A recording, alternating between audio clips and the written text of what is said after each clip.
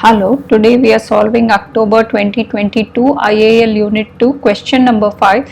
The statement of changes in equity of Beddock Supermarkets PLC for the year ended 30th September 2022 has been prepared and is shown in the opposite page. Okay, here it is shown here. Then it says that a junior accountant is unsure about the topic and has some question he wishes to ask the senior accountant concerning the statement of changes in equity. So part A of the question is identify three capital reserves shown on the statement of changes in equity and identify three revenue reserves shown on the statement of changes in equity. Now let's mark what are the revenue and capital reserves. So the first one is the capital reserves. Okay, I'm going to create a capital by issuing shares. So this is a capital reserve. This comes, ordinary share capital comes under the capital reserve. Share premium is also a capital reserve. Then when I revalue an asset, okay, I will create a revaluation reserve, so it is a capital reserve. Okay, and then capital redemption reserve is with capital coming into the company due to the buyback of shares. So earnings, revenue reserves, but revenue reserves I will use it for issuing dividends, issuing shares. Okay, all this will I will use it. Okay, so or to cover the unwanted expenses of the company. So whereas capital reserve I cannot use it. Okay, these are capital reserves, I cannot use it to issue dividends or to meet unwanted expenses or to purchase an asset. Okay, by using the revenue reserve I will also create two other reserves called as general reserves and foreign exchange reserves.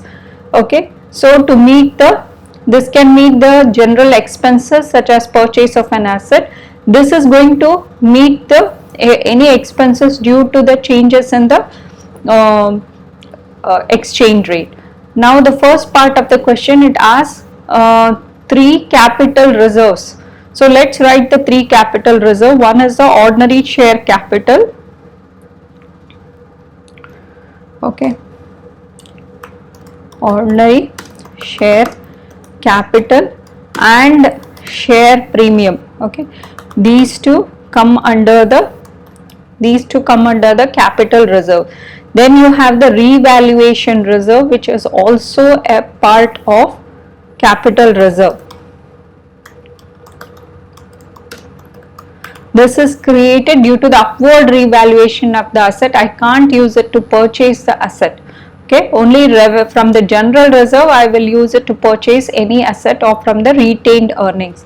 Then capital redemption reserves. This also I cannot use it for any expenses such as purchase of asset, issue of dividends or issue of shares. I can only use it to issue bonus shares. Valuation reserve is that it can also be used to issue bonus shares. This can also be used to issue bonus shares. Okay, and share premium I can use it to issue bonus shares. Okay, identify three revenue reserves. So the three revenue reserves are, first one is the retained earnings. So retained earnings, and then you have general reserves and foreign exchange reserves. So general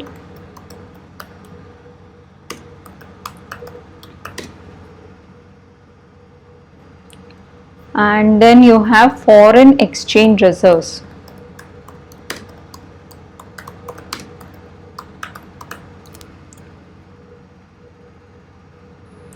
There has been only one issue of the shares by the company. Calculate the premium per share when the shares were issued. So if you see, there is an issue of premium. Okay, so issue of premium, they are asking what is the premium per share, the rate of issue of this premium share they are asking. So for that we have to calculate what is the total number of shares in the company. Okay, so total number of ordinary shares is equal to, I can take this ordinary share capital value, share capital value, and divide it with the rate per ordinary share. Okay, if I have this, I will get the total number of shares.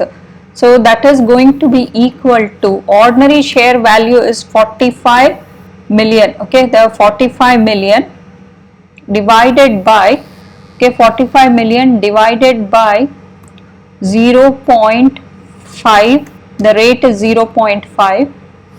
So that is going to be equal to 90 million shares. So we can see that the total number of ordinary shares, okay, the total number of ordinary shares is nothing but the 90 million ordinary shares are there. Now this will be the same amount of premium share, but the rate of issue will be different. So rate of premium shares is going to be equal to the total value of the share premium capital, okay, whatever is reflected, divided by the total number of ordinary shares, which is the same as the premium shares. So that is going to be equal to 18 divided by 90. So that is going to be equal to 0.2 pounds per share. Okay, 0.2 pounds per share.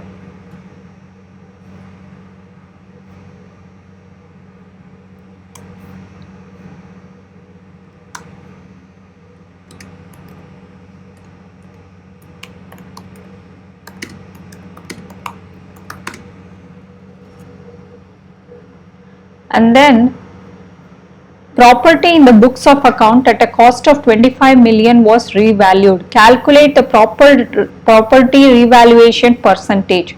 So it has been revalued up by 4 million pounds. Okay, so what is the percentage increase in the property value? So at first, okay, the property was 25 million, and then it has been revalued up by 4 million. So what is the change, percentage change? So 4 million divided by 25 million. So that is going to be equal to, and times, you have to percentage, so you have to multiply it with 100. So it has been revalued up by 16%. Okay. Then the next question, state one possible reason for the transfer made to the foreign exchange reserve. Why do you want to create a foreign exchange reserve? What is the need? So from the retained earnings, we can see that there has been a transfer and the creation of foreign exchange reserve. Why can't you keep it in the retained earnings? So this reserve is created. This reserve is created to meet any unwanted, to meet any expenses related to exchange rate changes. Okay, so any volatility in the exchange rate, related to volatility. Okay, it could be volatile. So some companies, they deal in the exchange rate, okay, in the different exchange rates. So it will meet any unwanted expenses. It will try to hold as a buffer. Future, it will try to meet and hold. Okay, it is created to meet any future expenses which are going to happen due to a volatility of exchange rates. Okay, exchange rate, especially where company is dealing with foreign exchange rates. Okay, it is going to, like they are buying outside, okay, raw materials, there will be volatility in the prices. So it will act as a buffer and hold those to meet the future expenses. Now calculate, part F, calculate the interim dividend paid per 0.5 ordinary share. Now the interim dividend value is this much, 0.72. Okay. So you are calculating interim dividend rate per share. Okay, that is what you are trying to explore. What is, how much did we pay for every share? So that is going to be equal to, the total value paid was 0.72 million pounds. Okay, million pounds, divided by total number of ordinary shares is 90 million shares. So that is going to be equal to 0.008 pounds per share. The formula is the cost, okay, the cost is equal to quantity times the rate. Okay, you have to use all this general formulas anyway. Now state one possible reason for the transfer to the general reserves. So now there has been a transfer to general reserves. Okay, general reserve, and during the transfers there is no all changes to the equity. Okay, there is no changes to the equity. So let's see here, the general reserve is created. What is the purpose? Now this reserve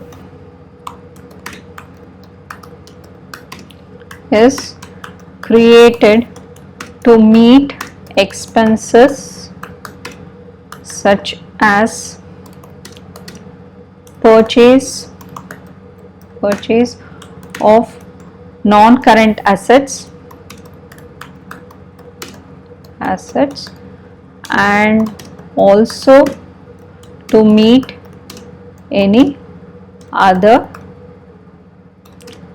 unknown expenses for the future.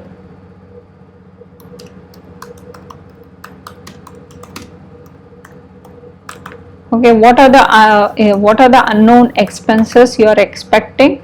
Okay, and it acts as a buffer. Okay, this is created as a fund. Okay, this reserve is created to meet any expenses such as purchase of non-current assets or to meet unwanted expenses. For example, there is a legal penalty, okay, due to non-payment of something, or to meet the loss of any assets. Okay, so then in that case, so you will use it as a